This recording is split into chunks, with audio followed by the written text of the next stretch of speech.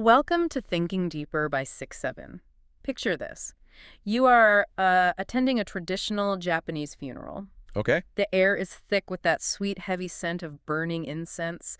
Grieving families are gathered together in quiet mourning, and this deep, rhythmic sound of ancient chants is echoing through the room. Sounds very solemn. Right. But when you look up to see the source of the chanting, you aren't looking at a human priest. You are staring into the unblinking, high-definition camera eyes of a plastic robot chanting ancient sutras through a mechanized vocalizer. Oh, wow. Yeah. Today we are exploring what happens when the deeply human need for ritual collides with demographic collapse and artificial intelligence. It is an incredibly jarring mental image, and yet it perfectly captures the intersection we find ourselves at today. It really does. We are literally watching thousands of years of sacred, deeply conservative human tradition trying to figure out how to coexist with microprocessors and servos. It is entirely surreal. And before we dive headfirst into this strange new world, I want to quickly say to you listening, if you like my channel, please subscribe and hit the like button, because this is the kind of topic that really forces you to reconsider the boundaries of what is actually sacred. Absolutely. So we are looking at a specific robot named Pepper, operated by a Japanese company called Nisei Eco, and they've taken this commercially available robot and, well, reprogrammed it to essentially serve as a Buddhist monk. Yeah, and the visual is just wild. Based on the footage from the Nippon News Network, Pepper doesn't just stand in the corner. It's physically draped in traditional, intricately woven Buddhist robes. Right. It goes through the physical motions of common funerary rites used across different Buddhist sects in Japan, but the chanting is what really stops you in your tracks. It's the voice, isn't it? Exactly. I mean, a sutra is meant to be this resonant, vibrating human utterance that guides a spirit, right? Ah. It comforts the living. Hearing that exact same cadence pushed through a synthetic, slightly metallic vocalizer of the machine, our source material notes that it crosses right into the uncanny valley. It's deeply unsettling. It really is unsettling. And I think part of that discomfort comes from knowing what Pepper originally is, you know? What do you mean? Well, this wasn't some specialized piece of theological hardware built in a secluded monastery. Pepper has been on the commercial market since 2014. Oh, wait, really? That long? Yeah. If you had encountered this exact same robot a few years earlier, you wouldn't have been bowing to it at a funeral. You'd have been handing it your deposit at a bank or, like, asking it for directions in a corporate lobby. That is bizarre. It was deployed as a receptionist, a bank teller, and an interactive assistant in nursing homes. Which means it was specifically designed for public, secular interaction long before anyone thought to put it in a robe. Exactly. And the reason Nisei Eco chose this specific model for funeral rites comes entirely down to its sensory hardware. Right, the cameras. Yeah. Pepper is equipped with a very sophisticated array of sensors and high-definition cameras built right into its plastic face.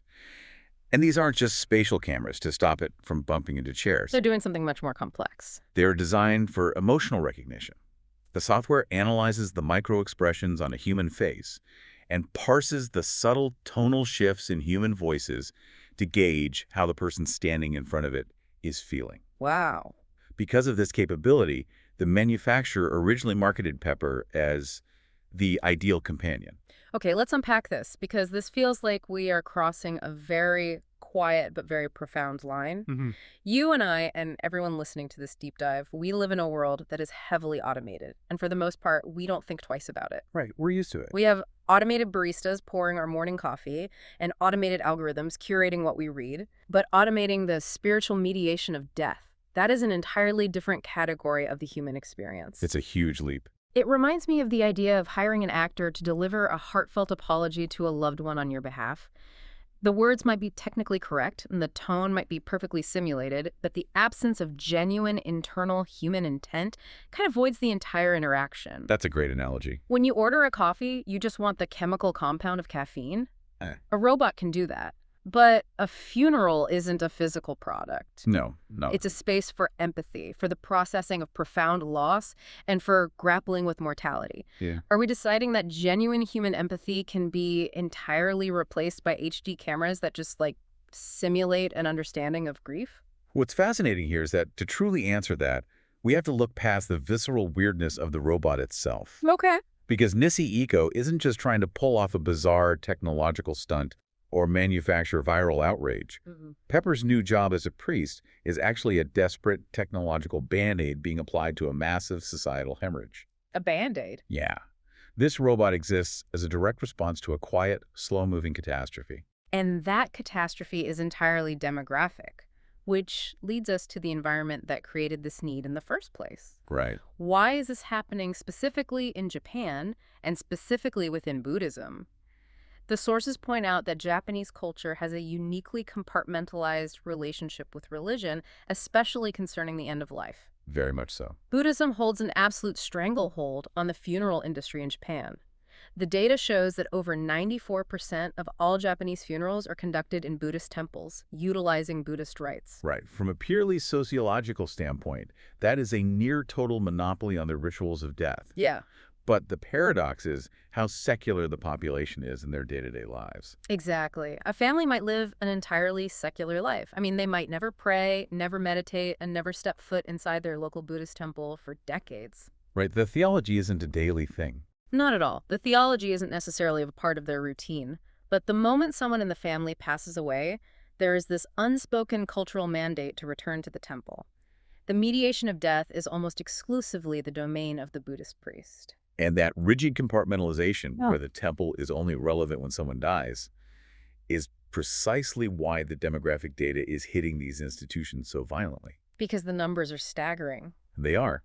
Japan is currently in the grip of a statistical crisis that is reshaping every corner of its society. We have to look at two intersecting data points here. Okay, what's the first one? First, the population is aging at a rate rarely seen in human history. By 2017, the median age in Japan had already reached 46 years old. Just to pause on that, a median age of 46 means that half of the entire population of the country is older than 46. You're looking at a society where the elderly make up an enormous, unprecedented proportion of the citizenry. And that first data point is colliding with the second, which is a critically low birth rate. Right. The sources note a birth rate hovering around 1.46 births per woman, well below the replacement level. Wow. So when you have a massive aging population at the top of your demographic pyramid and a shrinking younger generation at the bottom, the mathematical reality is stark. The demand is going to spike. Exactly. The sheer volume of funerals that will be required over the next 2 decades is going to skyrocket. The demand for death rituals is surging. But the institutions designed to provide those rituals are collapsing. At the exact moment when the demand for funerals is climbing, Buddhism as a functional institution in Japan is facing a severe contraction. It's a perfect storm. It is. Our sources highlight a truly grim report from 2015 forecasting the future of these temples. Over the next 25 years, an estimated 27,000 Buddhist temples across Japan are expected to close their doors permanently. That's incredible. Out of a total of 77,000 temples nationwide, we are talking about the eradication of more than a third of the country's spiritual infrastructure. And it's vital to understand the mechanics of why these temples are failing. It is a dual-front collapse of both labor and capital. So on the labor side. On the labor side, you have a massive shortage of priests. The younger generations, who are facing a modern economy and living in massive urban centers, they simply don't want to take on the austere, demanding life of a rural Buddhist priest. I mean, who can blame them? Right. The human workforce required to chant these sutras and manage these temples is literally dying out without replacement. And the capital side is just as devastating. For centuries, the financial bedrock of Japanese Buddhism was the local community. Households would tie themselves to a specific local temple, supporting it financially year after year, generation after generation. It was a localized spiritual economy. Exactly. But with urbanization, families moved to Tokyo or Osaka, ties to rural communities were severed, and that financial lifeblood just dried up. The modern household is no longer willing or able to subsidize a temple. They only visit once a decade. So you have temples with zero incoming revenue, an aging priest with no apprentice, and a massive wave of funerals looming on the horizon. It's unsustainable. Here's where it gets really interesting. Because the arrival of a robot forces us to drop our romanticized view of religion and look at the brutal economic reality of what is happening. Okay, how so? Well, if the modern public only utilizes temples for funerals, and they refuse to fund the temples outside of that specific event, hasn't this sacred tradition essentially devolved into a purely transactional industry? Oh, I see what you mean. It is basic supply and demand. You need a body cremated, you need a specific set of ancient words chanted over it to fulfill a cultural expectation, and you pay a fee for that service. Right. If we strip away the mysticism and admit that it has become a transactional service, then why shouldn't a robot do the labor? That's a provocative thought. I mean, if the goal is simply the mechanical completion of a ritual, why does the biological makeup of the entity striking the bell even matter? It almost borders on an atheistic evaluation of the ritual, you know?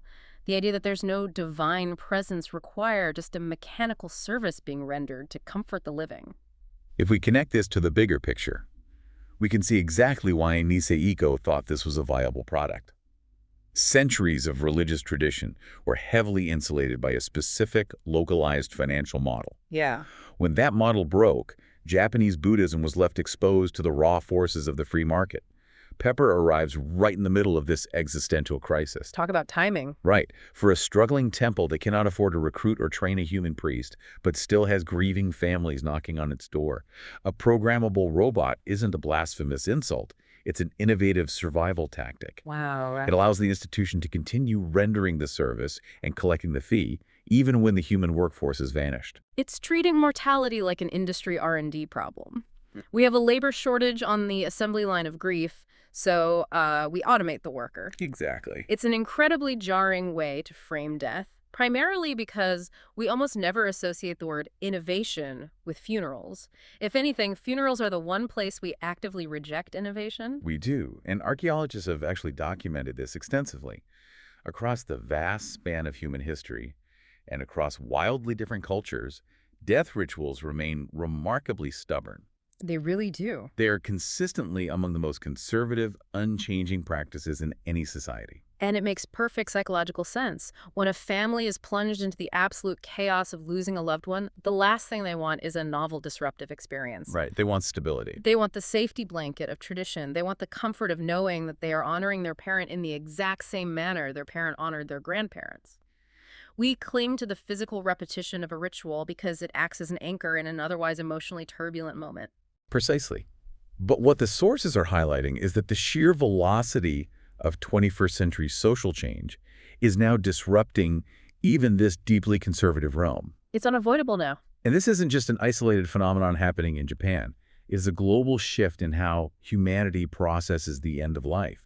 The sources provide a striking comparative example from the United States to illustrate this speed. What's the example? Just recently, the rate of cremation in the U.S. officially surpassed traditional burials, hitting 50.2%. Which is a monumental cultural pivot. If you go back just a few decades in the U.S., cremation was a relatively rare, almost taboo practice. Very taboo. The traditional casket burial was the undisputed standard. Now, over half the country is choosing cremation, completely altering the physical and psychological ways Americans interact with death. It proves that the societal bedrock regarding death is capable of shifting, and shifting quickly. Yeah. But we have to recognize the scale of the leap being proposed in Japan. It's a much bigger leap. Definitely. Transitioning from burying a body to cremating a body is a change in the physical logistics of remains. Transitioning from a human priest to a robotic priest is a fundamental change in who holds the spiritual authority to interact with the afterlife. Right. We have to define what a priest actually is in a sociological context. A priest is not merely a person who has memorized a book of chants. Oh. They are a ritual specialist. Yeah. They are deeply trained professionals, immersed in the specific theology and physical rites of a tradition. But their knowledge alone isn't what gives them power. Exactly. Crucially, society plays the primary role in granting a priest their status. It's a collective agreement. It's a social contract. Yes. Society grants the ritual specialist the respect, the recognition, and the ultimate authority to mediate between the living and the dead. For centuries, Japanese society has maintained a social contract recognizing Buddhist priests as the designated experts of the sacred. The priest holds authority because the grieving family inherently believes they hold authority. So what does this all mean? We've reached the ultimate philosophical wall in this discussion. We have. If gravitas, that profound, heavy solemnity we demand at a funeral, is merely a social contract, can a machine made of molded plastic, wires, and code ever carry it? That's the million-dollar question. Does a robot, even one with a face full of HD cameras that can mathematically calculate a frown, truly understand the existential weight of the afterlife it is supposed to be mediating? Can code generate sanctity? This raises an important question about the limits of societal acceptance and the true definition of a ritual. As you said, gravitas is not an inherent magical property of the universe. It is a human projection. Right. We project authority onto a priest in robes. The critical question isn't whether Pepper has a processing power to recite the sutras flawlessly, or whether his arms can strike a wooden block with perfect timing. Because we know it can do that. Exactly. The question is whether the human mind is capable of projecting spiritual authority onto an artificial intelligence. Will the grieving daughter ever be able to look into the glass lenses of a robot and feel that it actually holds the power to guide her mother's soul? And based on the sources, the jury is very much out on that, leaning heavily towards skepticism. Yeah. The material explicitly notes that at the time the Nippon News Network video was published, despite all the elaborate programming, the realistic robes, and the media spectacle, Pepper, the Robo-Priest, had yet to be hired to conduct a single actual funeral. Not one. The technological capability is fully realized. The demographic crisis desperately demands a solution. But the human heart might simply recoil at the idea of a machine standing at the edge of the grave. It is a profound illustration of the gap between our engineering and our humanity. We can easily build the automated priest to solve the labor shortage, but we cannot instantly manufacture the deep, intrinsic spiritual trust required for a grieving family to actually embrace it. No, we can't. Ritual requires vulnerability, and it is very difficult to be vulnerable with a machine that cannot comprehend its own existence, let alone yours. This has been an incredibly complex web to untangle today. We've traced how a perfect storm of an aging population, a collapsing temple economy, and rapid advancements in emotional AI burst this surreal image of a robot chanting ancient sutras. It really is a perfect storm. We've seen how the cold mathematics of demographics are forcing innovation into the most stubbornly traditional corners of human culture. And I think the most crucial takeaway for anyone listening is that while Pepper might seem like a bizarre novelty born of very specific Japanese demographic pressures, the core dilemma is universal. Absolutely. The intrusion of automated systems into our most intimate, vulnerable, and historically sacred human moments is not a localized event. As AI continues to evolve and scale, every single culture on Earth is going to have to decide where the boundary lies between human empathy and technological efficiency. It forces us to put our own traditions under the microscope, which leaves us with a final thought for you to mull over a puzzle that strips away the demographic data and the temple economics we've explored today. I love this part. I want you to imagine a scenario 10 or 20 years from now. A grieving family sits in a room and watches a highly advanced machine perfectly perform a 1,000-year-old death ritual. Okay. It doesn't miss a syllable. And as they sit there listening, they feel a genuine, profound sense of comfort and peace wash over them. The ritual successfully helps them process their grief, Wow. if the outcome works. Does it actually matter that the priest performing it doesn't possess a human soul? Does the sacred power of a ritual live inside the biological entity performing it, or does it live entirely in the mind of the mourner who receives it? Something for you to think about until next time.